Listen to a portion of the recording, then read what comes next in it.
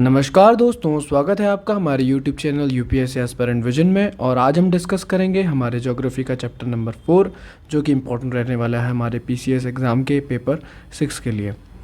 तो चलिए शुरू करते हैं। देखिए, अगर हम एग्रीकल्चर की बात करते हैं तो हम एग्रीकल्चर में देखते हैं कि भाई इसके लिए अगर हमें पानी की ज़रूरत है तो जो कन्वेंशनल सोर्सेज थे वो क्या थे? Surface water and rain water.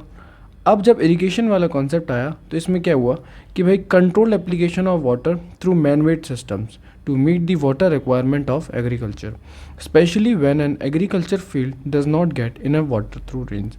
कि भाई अब जब हमें इरिगेशन के थ्रू क्या है कि भाई हम अपने हिसाब से पानी जो है फील्ड में लेने लगे कि भाई अब कैनाल सिस्टम हुआ, ट्यूबवेल से ले रहे हैं, बोरवेल से ले रहे हैं, तो ऐसे करके पानी जो है वो कंट्रोल तरीके से अपने फील्ड में जब ज़रूरत है तब हम उस तरीके से यूज़ कर रहे हैं। इसके अगर हम फ़ायदे देखें वो क्या है कि भाई प्रोडक्टिविटी जो है वो आपकी बढ़ जाएगी। पहले आप देख रहे हैं कि भाई अगर आप डिपेंडेंट है, फार्मर जो है वो अगर वो सिर्फ रेन के ऊपर डिपेंडेंट है या सरफेस वाटर के ऊपर डिपेंडेंट है, तो उस टाइम पर क्या है कि भाई उसने अपनी फसल उगाई है, बीज बोया, लेकिन अब हो सकता है उस टाइम पर बारिश नहीं हुई, तो उसका क्या है भाई प्रोडक्टिविटी, या इतनी बारिश नहीं हुई तो प्रोडक्टिविटी उसकी कम हो जा रही है। अगर हम देखें कि भाई सॉइल का जो पोटेंशियल है, अब आप देख रहे हैं कि भाई किस टाइम पर मान लीजिए कभी ज़्यादा बारिश हो गई, तो हमने एक कॉन्सेप्ट पढ़ा था पिछले वीडियो में, हमने बताया था मैंने आपको वाटर लॉगिंग के बारे में। तो जो सॉइल इरोजन या सॉइल की जो क्वालिटी डिग्रेड हो रही है तो उसमें से एक फैक्टर है वाटर लॉगिंग। अब आप पानी या फिर ज़्यादा कर दीजिए या फिर बहुत कम कर दीजिए, तो इन सब चीज़ों से क्या है वाटर की जो सॉइल की जो कंडीशन है वो डिग्रेड होती है। लेकिन इरिगेशन से हम क्या है ये सब चीज़ों को बचा सकते हैं। Reduce the dependence upon monsoon and rainfed agriculture, enhance production by having multiple crops with in a year. तो भैया प्रोडक्शन भी बढ़ा सकते हैं कि भाई आपके पास पानी की सुविधा कंटिन्यूस है तो आप क्या कर रहे हैं कि प्रोडक्शन भी आप ज़्यादा कर सकते हैं, मल्टीपल आप क्रॉप्स उगा सकते हैं, मानसून पर आपको डिपेंडेंट होने की ज़रूरत नहीं है। यूपी से रिलेटेड अगर बात करें तो हम देख रहे हैं कि यूपी में क्या है कि भाई वेल डेवलप्ड इरिगेशन नेटवर्क है। 2014-15 का डेटा है कि भाई अबाउट 86.7% जो नेट जोन एरिया है of the state comes under irrigated area. तो करीब 86.7% जो आपका एरिया है नेट जोन एरिया वो इरिगेशन के अंदर आता है। लेकिन आप देख रहे हैं कि भाई यूपी, अब मान लीजिए यूपी है, इसमें से अगर 80% आपका एरिया आ तो रहा है, लेकिन इसमें भी आपको डिस्पैरिटीज़ देखने के लिए मिलेंगी। मान लीजिए ये आपके अलग अलग ज़िले हैं, तो हो सकता है यहाँ पर पानी सही मात्रा में मिल रहा है, यहाँ पर नहीं मिल रहा है, तो ऐसे करके हमें डिस्पैरिटीज़ भी देखने के लिए मिलती हैं। तो रीजनल डिस्पैरिटी की अगर हम बात करें इरिगेशन फैसिलिटी में, तो अगर हम परसेंटेज वाइज देखें net irrigated area to net sown area का परसेंटेज की अगर हम बात करेंगे तो हम देखते हैं कि भाई जो वेस्टर्न साइड है वहाँ पर सबसे मतलब अच्छे नंबर में आपको, अच्छे परसेंटेज में आपको जो है वो इरीगेटेड एरिया मिल रहा है। सेंट्रल जो आपका रीजन है वहाँ पे भी ठीक है, ईस्टर्न रीजन में थोड़ा कम है और सबसे कम आपको बुंदेलखंड रीजन में मिलेगा। अगर हम डिस्ट्रिक्ट की बात करेंगे तो डिस्ट्रिक्ट के बेसिस पर अगर हम डिस्पैरिटी की बात करते हैं तो जैसे आप देख सकते हैं कि आपका मेरठ शामली जो डिवीज़न है उसमें आपको 100% नेट इरीगेटेड एरिया जो है वो मिलेगा। लेकिन जैसे कि आप चित्रकूट डिवीज़न की बात करते हैं वहाँ पर आप देखेंगे भाई सबसे कम जो है वो इरिगेशन की सुविधा है। और महोबा जो उसके अंदर आपका ज़िला आता है, और सोनभद्र जो आपका डिवीज़न मिर्ज़ापुर डिवीज़न के अंदर आपका ज़िला है सोनभद्र, उसमें आप देखेंगे भाई सबसे कम 32.2% जो इरीगेटेड एरिया है वो आपको देखने के लिए मिलेगा। अब अगर हम यहाँ पर बात करते हैं net irrigated area and gross irrigated area by different sources and their percentage distribution in UP, कि भाई इरीगेशन जो आप कर रहे हो तो उसमें सोर्सेज क्या क्या हैं। तो आपके जैसे देखिए कैनाल सिस्टम है, ट्यूबवेल है, वेल्स हैं, tanks, lakes, ponds and other sources. तो अगर हम इसमें भी परसेंटेज की बात करेंगे तो भाई कैनाल में देखिए 15.2% जो टोटल इरीगेटेड एरिया है उसमें कैनाल से 15.2% जो है वो यूज़ किया जाता है। ट्यूबवेल से जो वाटर ले रहे हैं वो 74.6 है सबसे ज़्यादा, उसमें भी गवर्नमेंट का देखिए कम है और प्राइवेट का 72.6 है। वेल्स की अगर हम बात करेंगे तो 8.8%, टैंक्स, लेक्स एंड पॉन्ड्स की अगर आप बात करेंगे तो आप देखेंगे भाई ये तो 0.6 लगभग है, और अदर सोर्सेज की अगर हम बात करते हैं तो वो 0.8 है। तो ये आपके क्या हैं सोर्सेज जो हैं इरिगेशन के लिए, उसमें हमने देखा कि भाई सबसे ज़्यादा जो है वो ट्यूबवेल से जो है हम यूज़ कर रहे हैं पानी को। Means of irrigation of the state, means of irrigation in the state की अगर हम बात करते हैं तो हम देखेंगे भाई ground water and surface water both are extensively used for irrigation in Uttar Pradesh. कि भाई आप जो ग्राउंड वाटर जो है और सरफेस वाटर जो है, भाई सरफेस में आपने टैंक्स भर लिए हैं, आपका लेक्स हैं, ठीक है, ये सब जो चीज़ें हैं सरफेस वाटर है, और जो आप ग्राउंड से वाटर एक्सट्रैक्ट कर रहे हैं ये बहुत अच्छी तादाद में जो है वो यूज़ होता है। जैसे कि आप देखिए ट्यूबवेल्स हैं या वेल्स जो हैं वो ग्राउंड वाटर जो इरिगेशन के लिए यूज़ किए जाते हैं, और सरफेस के लिए कैनाल पॉन्ड्स जो हैं वो सरफेस के लिए यूज़ कर रहे हैं। अगर हम बात करते हैं कि भाई 2015-16 के डेटा के हिसाब से हम देखें तो हम देखें भाई ट्यूबवेल जो है वो सबसे बड़ा सोर्स रहा है इरिगेशन के लिए, और अराउंड 84% जो है वो आपका इरिगेटेड एरिया है वो वेल और ट्यूबवेल के इरिगेशन के अंदर आता है, और जो बचा हुआ है उसमें से 15.2% जो है वो आपका कैनाल इरिगेशन में आएगा, 0.5% आपका टैंक इरिगेशन और 0.6% जो है वो अदर इरिगेशन में, जैसे कि मैंने आपको यहाँ पर टेबल में समझाया है। अब देखिए आगे बढ़ते हैं। अगर हम सोर्सेज ऑफ इरिगेशन जो हैं, जो मैंने आपको बताया canals, tubewells, wells, lakes, ponds, अगर हम इसके स्पेसिफिक उसमें जाते हैं, समझते हैं इसे, तो देखिए क्या है। वेल्स एंड ट्यूबवेल जो हैं वो are used underground water for irrigation. अब अगर हम पुराने ज़माने की बात करें, ट्रेडिशनली क्या है कि भाई पर्शियन व्हील, राहत चारस जो है वो मेथड जो है, ऐसे मेथड जो है राहत चारस जैसे मेथड जो है वो यूज़ किए जाते थे ग्राउंड वाटर को एक्सट्रैक्ट करने के लिए, और ये गंगा सतलुज जो प्लेन है उसमें जो ज़्यादा प्रेवलेंट था, क्योंकि यहाँ पर आपका आप देख रहे हैं कि भाई ग्राउंड वाटर टेबल जो है वो अच्छा रहता है। Most of the tubewells are privately owned, ये हमने देख लिया कि भाई गवर्नमेंट का जो परसेंटेज है ट्यूबवेल के मामले में वो बहुत कम है। देखिए Persian wheels, pump set on earth, pump set on boring, electric tubewells, diesel tubewells, deep tubewells, artesian कूप etcetera are the different methods of well irrigation. तो भाई वेल इरीगेशन के ये जो हैं वो डिफरेंट मेथड्स हैं। इनमें से अगर हम देखें तो बोरिंग और जो डीजल ट्यूबवेल्स हैं वो मोस्ट पॉपुलर हैं, ठीक है। अब देखिए आप ट्यूबवेल से आप क्या कर रहे हैं, भाई पानी जो है वो ग्राउंड में जो पानी अंदर है वो आप क्या कर रहे हैं, ट्यूबवेल के माध्यम से इस पानी को एक्सट्रैक्ट कर रहे हैं। लेकिन आप ये देखिए भाई ये time over the period of time gradually जो है ये पानी का जो लेवल है वो धीरे धीरे कम होता जा रहा है। तो ये आप देख रहे हैं कि भाई डिप्लीशन हो रहा है ग्राउंड वाटर का, और आप देख रहेंगे कि भाई पानी निकालने के लिए तो चलो ठीक है भाई आपको पानी मिल गया एक तरफ, लेकिन ये इसमें इलेक्ट्रिसिटी का कंजप्शन जो है वो ज़्यादा है। तो ये आप देख सकते हैं ये कुछ कौन से आपके ट्यूबवेल इरिगेशन के लिए, depletion of ground water and high cost of electricity. और इसमें आप देखेंगे कि भाई जैसे आज की डेट में एक स्कीम है 2019 में जो कि लॉन्च की गई थी, सेंट्रल मतलब आपकी ये स्कीम है सेंट्रल सेक्टर PM कुसुम। तो यहाँ पर क्या है कि फार्मर्स को हम सब्सिडी प्रोवाइड कर रहे हैं ऑफ ग्रिड सोलर पंप्स लगाने के लिए, जो कि जिसमें इनका जो इलेक्ट्रिसिटी बिल है वो रिड्यूस होगा। डायरेक्टली जो ग्रिड से कनेक्शन मतलब आप ये इलेक्ट्रिसिटी ये लोग कंज्यूम कर रहे थे वो यहाँ पर क्या करेंगे कि भाई सोलर पैनल्स जो हैं वो आप लगा के सोलर पंप्स का मतलब यूज़ करेंगे आप, और जो आपकी एक्सेस जो आपका सप्लाई रहेगा वो आप ग्रिड को भी सप्लाई कर सकते हैं मेन को। इससे क्या है भाई आपका डिपेंडेंस जो है वो रिड्यूस होगा ग्रिड के ऊपर, और आप एफिशिएंटली जो है ग्राउंड वाटर का यूज़ कर पाएंगे। टैंक्स, लेक्स एंड पॉन्ड्स की अगर हम बात करेंगे तो देखिए ये जो है वो ऐसे टैंक्स बनाए जाते हैं कि भाई आपका जब ग्राउंड वाटर एक्सट्रैक्शन मान लीजिए नहीं हो रहा है जहाँ पर, तो यहाँ पर क्या है कि भाई बारिश के टाइम पर आपने यहाँ पर टैंक बना लिया है, तो ये जो है वो टैंक ऐसे भर जाते हैं, पॉन्ड्स हो गए जैसे खेतों में, तो इनके थ्रू जो है वो इरीगेशन होता है। जैसे कि आप बुंदेलखंड रीजन की बात करेंगे तो वहाँ पर ये जो टैंक्स एंड पॉन्ड्स वाला सिस्टम है ये बहुत ज़्यादा प्रिवेलेंट है, हम देखते हैं, क्योंकि वहाँ पर क्या है कि भाई वाटर टेबल जो है वो काफ़ी कम चला जाता है समर्स में, और ग्राउंड वाटर जो है वो इतना ज़्यादा नॉर्मली भी हम देखें तो बहुत ज़्यादा नहीं है एज़ कम्पेयर टू अदर जो रीजन्स हैं यूपी के। तो आप देखेंगे कि 64,000 हेक्टेयर्स ऑफ द लैंड जो है वो स्टेट में टैंक इरीगेटेड है, and it is a significant decline from 2014 से आप देखेंगे, जो कि पहले आपका 1,34,000 था hectare of land tank irrigated था, अब जो है वो धीरे धीरे करके डिक्लाइन। तो इसके भी कई फैक्टर्स हो सकते हैं। एक तो आप ये देखिए कि भाई बारिश का कम होना, और दूसरी चीज़ आप मॉडर्न टेक्नोलॉजी को अडॉप्ट कर रहे हैं, तो उसमें भी आपको ये टैंक्स और जो पॉन्ड्स है इससे आप अलग जाके दूसरी जो टेक्नोलॉजीज़ आ रही हैं आप वो यूज़ कर सकते हैं। अब construction of tanks is a time consuming and expensive process and it is also dependent on rain. जैसे कि मैंने आपको बताया कि भाई रेन के ऊपर जो है वो ये डिपेंडेंट रहता है, ये वाला जो आपका मेथड है। दूसरे मीन्स ऑफ इरिगेशन की अगर हम बात करते हैं तो हम देखेंगे लगभग 83,000 हेक्टेयर जो लैंड है आपका जो सोर्स ऑफ इरिगेशन है, ये 83,000 हेक्टेयर जो लैंड है वो इनसे जो अदर मीन्स ऑफ इरिगेशन है वो यूज़ करते हैं, जैसे कि स्प्रिंग्स, कूल्स, स्विंग बास्केट, धेंगती, डोंग्स, बोका। तो जैसे आप स्प्रिंग्स जो है आपके ये स्प्रिंकलर इरिगेशन सिस्टम है, जैसे ये है आपके अदर्स मीन्स ऑफ इरिगेशन में आ जाता है। आपका ये स्विंग बास्केट है, यहाँ पर देखिए ये जो दो लोग हैं ये आप बास्केट को यहाँ से क्या कर रहे हैं कि भाई स्विंग करते हैं, यहाँ से पानी जो है वो कलेक्ट करते हैं और अपनी फील्ड में लेके जा रहे हैं पानी को।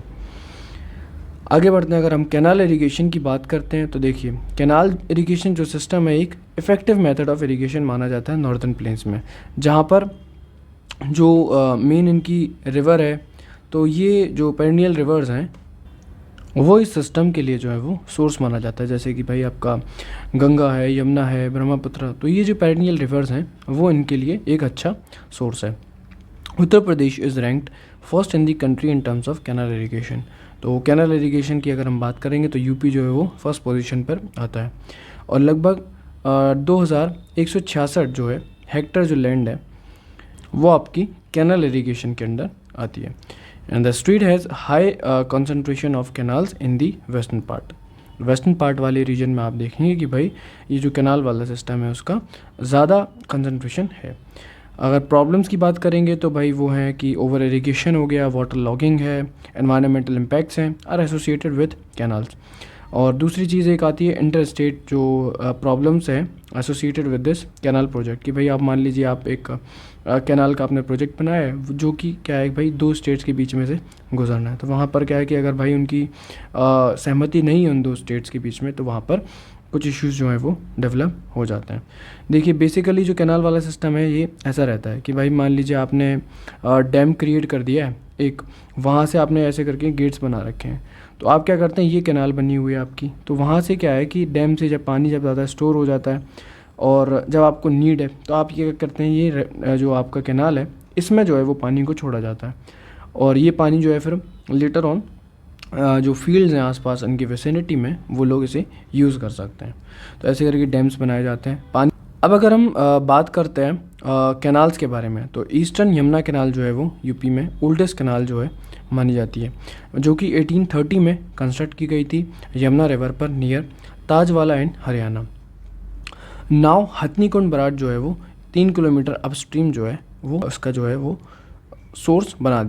अगर हम डिस्ट्रिक्ट्स की बात करेंगे तो देखिए आप सहारनपुर, मुजफ्फरनगर, मेरठ, गाज़ियाबाद, जो ये वेस्टर्न वाले जो आपके डिस्ट्रिक्ट्स हैं तो वो सब जो है वो यहाँ पर जो वेस्टर्न डिस्ट्रिक्ट्स हैं ये सब जो है यहाँ से ये बेनिफिट करते हैं ईस्टर्न यमुना कैनाल से।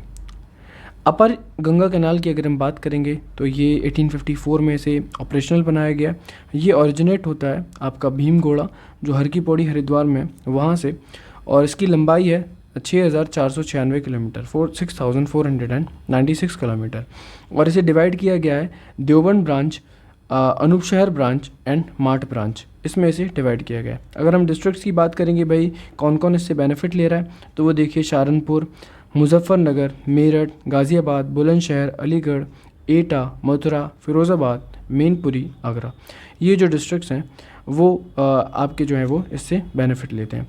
लोअर गंगा कैनाल की अगर हम बात करेंगे तो ये जो है कंस्ट्रक्ट किया गया था 1878 में, और ये ओरिजिनेट होता है नरोरा जो बुलंदशहर में एक डिस्ट्रिक्ट है, मतलब बुलंदशहर डिस्ट्रिक्ट में एक जगह है नरोरा, वहाँ से ओरिजिनेट होता है। इसकी लंबाई की अगर हम बात करें तो 8,278 किलोमीटर है, और ये इरिगेशन फैसिलिटीज़ आपको देता है अलीगढ़, एटा, Firozabad, Mainpuri, फ़र्रुखाबाद, Etawah, Kanpur Dehat, Kanpur Nagar, Fatehpur and Prayagraj and districts को। तो ये हम मैप में देखेंगे तो आपको ये अच्छी तरह समझ आएगा। एक कैनाल और देख लीजिए, आगरा कैनाल, ये जो है वो 1878 में बनाया गया, और ये जो है यमुना में एट ओखला में बनाया गया है, और इसकी टोटल लंबाई है 1874 किलोमीटर्स, और ये बेनिफिट करता है आपका फरीदाबाद, गुड़गांव डिस्ट्रिक्ट जो है हरियाणा के, और मथुरा, आगरा डिस्ट्रिक्ट जो है वो यूपी के। अब देखिए, अब ये जो गंगा कैनाल है इसे 3 उसमें डिवाइड किया गया था हमने, तो अपर गंगा वाला जो है वो यहाँ से ये जा रहा है। तो आप यहाँ पे देख सकते हैं कि भाई सहारनपुर, शामली, बागपत, गाज़ियाबाद, आपका ग्रेटर, ये आपका नोएडा हो गया, ये सब जो रीजन है ये अपर गंगा वाले उससे कैनाल से बेनिफिट लेते हैं। ये आपका आगरा वाला हो गया, इसमें आपने देखा कि भाई आपका फरीदाबाद, गुड़गांव जैसे डिस्ट्रिक्ट्स हैं जो इधर से फ़ायदा ले रहे हैं, और यूपी में फिर आते आते ये मथुरा और आगरा को भी बेनिफिट दे रहा है, आगरा वाला। अब आगे देखिए, लोअर जो गंगा वाला है वो यहाँ से स्टार्ट हो रहा है, बुलंदशहर से। तो बुलंदशहर से स्टार्ट होते हुए ये आगे इधर से जा रहा है, तो अलीगढ़ आपका हो गया, एटा हो गया, मैनपुरी, कानपुर देहात, कानपुर नगर, फतेहपुर, प्रयागराज, ये आपका पूरा यहाँ तक जा रहा है। और अभी हम आगे पढ़ेंगे एक शारदा कैनाल के बारे में। देखिए, ये जो है वो स्टेट का लॉन्गेस्ट कैनाल है, ये 1928 में बनाया गया है, और ये शारदा रिवर बानबासा नैनीताल में एक जगह है, वहाँ से ये ओरिजिनेट होता है। इसकी टोटल लंबाई है 9,961 किलोमीटर्स।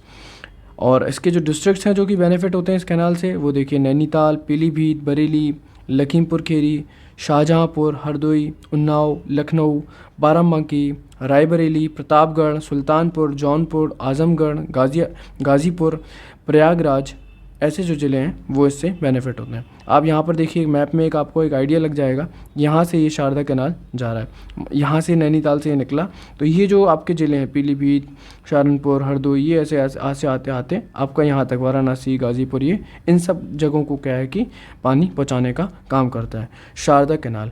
और कुछ इंपॉर्टेंट कैनाल्स हैं यूपी में, अगर हम उनकी बात करें तो हम देखेंगे कि भाई एक है बेतवा कैनाल, जो कि आपको बेनिफिट करता है झांसी, हमीरपुर, जालौन जैसे डिस्ट्रिक्ट, जो आपका बुंदेलखंड वाला रीजन है वहाँ पर। और आपके जो डैम बनाए गए हैं इस कैनाल पर, वो हैं Parichha, Dukwa dam and Mata Tila dams, जो हैं वो इस आपके जो कैनाल है इस पर बनाए गए हैं। तो धासन कैनाल जो है वो बनाया गया है धासन रिवर पर, जो आपका हमीरपुर जो डिस्ट्रिक्ट है उसे बेनिफिट करता है इरिगेशन के लिए। केन कैनाल जो है वो पन्ना डिस्ट्रिक्ट मध्य प्रदेश में ओरिजिनेट होता है, और आपका बांदा डिस्ट्रिक्ट जो है वो उसे आपको बेनिफिट देगा।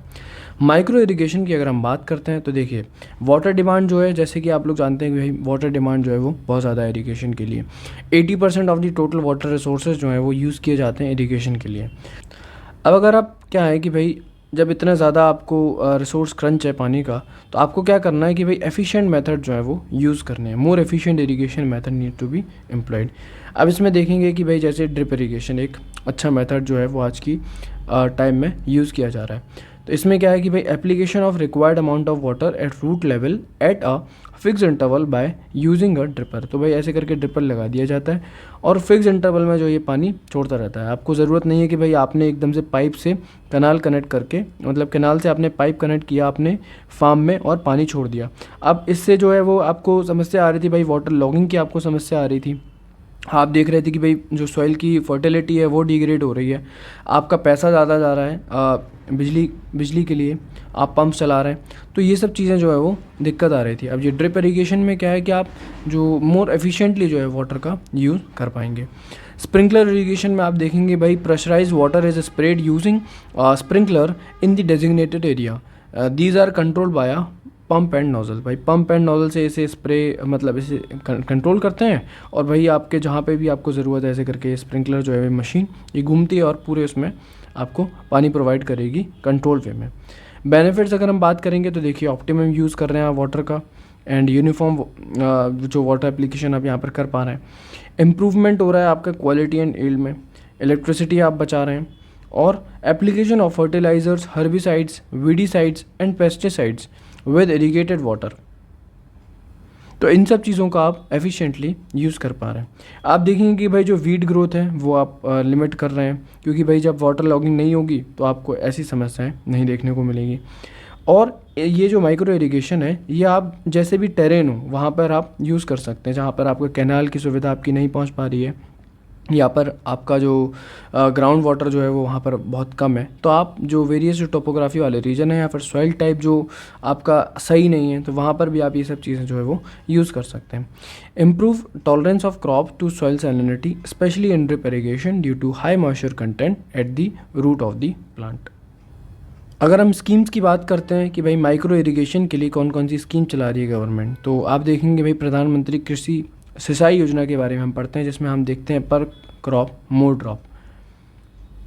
तो ये जो है वही स्टेट के सारे डिस्ट्रिक्ट के लिए एप्लीकेबल है, और फार्मर्स को जो है वो 90% तक सब्सिडी प्रोवाइड की जाती है ये माइक्रो इरिगेशन का सेटअप करने के लिए। कुल पहाड़ स्प्रिंकलर जो आपकी इरिगेशन ये आपका प्रोजेक्ट है, ये आपकी महोबा डिस्ट्रिक्ट के लिए इम्पॉर्टेंट है। तो यहाँ से ये क्या है कि भाई आपका जो अर्जुन डैम जो बना हुआ है वहाँ से वाटर जो है ये पंप करेंगे और स्प्रिंकलर की जो फैसिलिटी है वो आपको क्रिएट करनी है। मासागांव एंड चिली स्प्रिंकलर सिस्टम जो है वो आपको प्रोजेक्ट जो है आपका बुंदेलखंड के लिए बहुत बेनिफिट रहने वाला है। इसमें क्या है कि आपको स्प्रिंकलर इरिगेशन फैसिलिटी है वो आपकी बनाई जाएगी।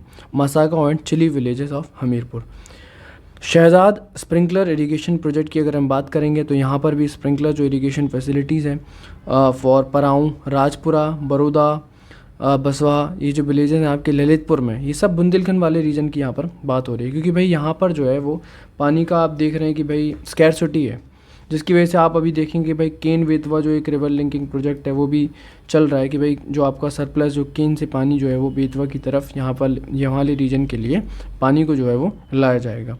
तो ऐसे ही करके ये वाले रीजन के लिए आप देखेंगे भाई गवर्नमेंट जो है वो अलग अलग स्कीम्स लेके आई है ताकि फार्मर्स जो हैं वो इरिगेशन जो ये स्प्रिंकलर इरिगेशन वाली फैसिलिटीज़ है वो अपने एरिया में स्टैब्लिश कर पाएँ। माइनर इरिगेशन की अगर हम बात करते हैं तो इसमें भी हम देखेंगे कि भाई जो मतलब माइनर इरिगेशन के सोर्सेज हैं वो गवर्नमेंट ओन हो सकते हैं या फिर प्राइवेटली ओन हो सकते हैं। इसमें आपके ग्राउंड वाटर, सरफेस वाटर दोनों चीज़ें शामिल हैं। 80% of the total irrigation in the state is done by minor irrigation resources. तो माइनर इरिगेशन रिसोर्सेज से ही मोस्टली जो है वो आपका इरिगेशन होता है, जैसे कि tubewell, check dams, minor canals, ये सब जो है वो माइनर इरिगेशन के अंदर आते हैं। The minor irrigation department of the state provides technical and financial assistance to make farmers self-sufficient in terms of irrigation facilities। तो जो आपका माइनर इरिगेशन डिपार्टमेंट है वो आपको टेक्निकल और फाइनेंशियल असिस्टेंट प्रोवाइड करेगा ताकि ये जो फार्मर्स हैं वो सेल्फ सफिशिएंट बन पाएँ आपके इरिगेशन फैसिलिटीज़ के लिए। अब अगर हम प्राइवेट माइनर इरिगेशन जो रिसोर्सेज हैं इसकी स्कीम की बात करें तो देखिए, फ्री कॉस्ट ऑफ बोरिंग, कि भाई आपको जो स्मॉल एंड मार्जिनल फार्मर्स हैं उन लोगों को ग्रांट्स प्रोवाइड किए जाएंगे बोरिंग कराने के लिए अपने फील्ड में। मीडियम डीप ट्यूबवेल की अगर हम बात करेंगे तो ये 2004 और 5 में लॉन्च हुई थी। इसमें क्या है कि भाई ग्रांट्स प्रोवाइड किए जाएंगे मीडियम डीप ट्यूबवेल को बनाने के लिए, जिनकी आपकी जो जहाँ पर ग्राउंड वाटर की अवेलेबिलिटी 3160 मीटर तक अवेलेबल है। स्कीम फॉर डीप ट्यूबवेल के लिए भी मतलब एक स्कीम निकाली गई है। ये आपका मीडियम डीप था, ये आपका डीप ट्यूबवेल हो गया। यहाँ पर आपको देखेंगे कि भाई जो आपके plateaus, deep and hard strata वाले रीजन है वहाँ के लिए स्कीम लाई गई है। राम मनोहर लोहिया कम्युनिटी ट्यूबवेल जो स्कीम है ये आपके कुछ ही रीजन्स के लिए आपको मिली है, जिसमें आप देख रहे हैं कि भाई मीडियम और डीप ट्यूबवेल जहाँ पर एग्जिस्ट नहीं करते हैं 300 मीटर की रेंज तक। तो इसमें क्या है कि भाई सब्सिडी प्रोवाइड की जाती है ग्रुप ऑफ फार्मर्स को, और जो आपका एरिया है वो ट्यूबवेल का जो मतलब जो आपका एरिया जो इरिगेशन वाला होगा वो लगभग 20 हेक्टेयर तक होना चाहिए। और इसमें आपकी एक सुविधा और दी गई है कि भाई आपके जो आसपास वाले रीजन है, मान लिया आपने यहाँ पर एक जो ट्यूबवेल लगवा दिया ये वाले रीजन में, तो आपके आसपास वाली फील्ड को आप चार्ज कर पानी दे सकते हैं। ठीक है, आप उनसे पैसा ले सकते हैं और जो फार्मर्स हैं वो पानी दे सकते हैं उन्हें। तो चार्जेबल बेसिस पर आप नेबरिंग जो इरीगेटेड फील्ड है, नेबरिंग जो फील्ड्स हैं उन्हें आप इरिगेशन के लिए पानी प्रोवाइड कर सकते हैं। अगर आप बात करते हैं सरफेस पंप सेट की बात करते हैं तो ये एप्लीकेबल है Bundelkhand and cross Yamuna plateaus table and district, जो कि मिर्ज़ापुर, सोनभद्र, चंदौली एंड प्रयागराज जैसे डिस्ट्रिक्ट्स के लिए है। Under this scheme, a grant is provided to the farmers for the installation of pump sets for irrigation from natural surface water sources। यहाँ पर क्या है भाई, पंप सेट के लिए आपको सब्सिडी प्रोवाइड कर रहे हैं ताकि आप जो सरफेस वाटर है वो आप अपने फील्ड तक लेके जा सकें। Construction of check dams for ground water recharging, तो भाई चेक डैम्स बनाए जाते हैं कि जब बारिश होगी तो उस टाइम पर क्या है कि भाई ये ऐसे करके एरिया बना दिया जाता है जहाँ पर आपका जो पानी है वो भर जाएगा, और जब आप बारिश ख़त्म होगी तो आप ये पानी को जो है वो यूज़ कर सकते हैं। ठीक है, तो ये आपका रीजन जो इंक्लूडेड है, बुंदेलखंड वाला रीजन जो है वो उसमें इंक्लूडेड है। अगर हम बात करते हैं ग्रुप मिनी ग्रीन ट्यूबवेल्स की बात करते हैं, तो under this scheme construction of 5 horse power, जो 5 हॉर्स पावर तक की सोलर एनर्जी ऑपरेटेड ट्यूबवेल जो है वो इसमें प्रोवाइड किए जाएंगे। मिनी ग्रीन ट्यूबवेल्स के लिए बात कर रहे हैं आप। प्रधानमंत्री कृषि सिंचाई योजना की अगर हम बात करते हैं, तो यहाँ पर क्या है कि हर खेत को पानी कंपोनेंट जो है इस गवर्नमेंट ऑफ इंडिया का इस स्कीम के अंडर, इसमें क्या है कि 69 blocks of 18 districts of Uttar Pradesh have been selected, जिसमें कि small and marginal farmers will be benefited under this scheme.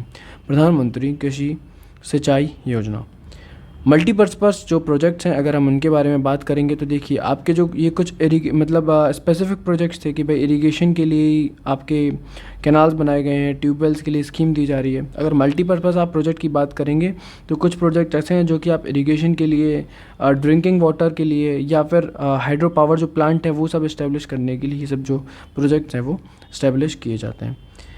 These projects are extremely high investment, requires extremely high investments and provide huge benefits to the large area। और कुछ important अगर हम multipurpose project की बात करें UP के, वो हैं जैसे कि पहला रिहान प्रोजेक्ट। ये आपको जो पीपरी जगह है सोनभद्र रीजन में, ये आपको वहाँ पर मिलेगा। ये 1962 में बनाया गया था, रिहान रिवर पर है जो कि एक सोन की ट्रिब्यूटरी है। और Rihan dam, Rihan hydel power station, Obra dam, Obra hydel power station जो है वो इस जो आपके रिहान प्रोजेक्ट इसके कंपोनेंट हैं। Rihan project benefits by providing irrigation water and electricity, तो आपको इरिगेशन वाटर भी दे रहा है ये और इलेक्ट्रिसिटी भी प्रोवाइड कर रहा है। और ये आपको प्रिवेंट करता है floods and drought situation bye managing the water of Rihan. और कुछ अलग जो अपॉर्चुनिटीज़ हैं जैसे कि fisheries, water sport, tourism, inland water transport, ये सब जो है वो आपको प्रोवाइड कर रहा है। और गोविंद बल्लभ पंत सागर जो है वो आपका सबसे बड़ा लेक माना जाता है बाय वॉल्यूम, जो कि इस प्रोजेक्ट के लिए एक रिजर्वायर है, गोविंद बल्लभ पंत सागर। अगर आप मैप में देखें तो ये देखिए सोनभद्र वाला रीजन है, ये सोन रिवर है, ये रिहान रिवर है, और यहाँ पर ये आपका रिहान डैम बना हुआ है। राजघाट की आप अगर बात करेंगे तो ये जो है वो जॉइंट प्रोजेक्ट है मध्य प्रदेश और उत्तर प्रदेश गवर्नमेंट का, जो कि ललितपुर बनाया गया है बेतवा रिवर में, ललितपुर के पास बनाया गया है बेतवा रिवर पर।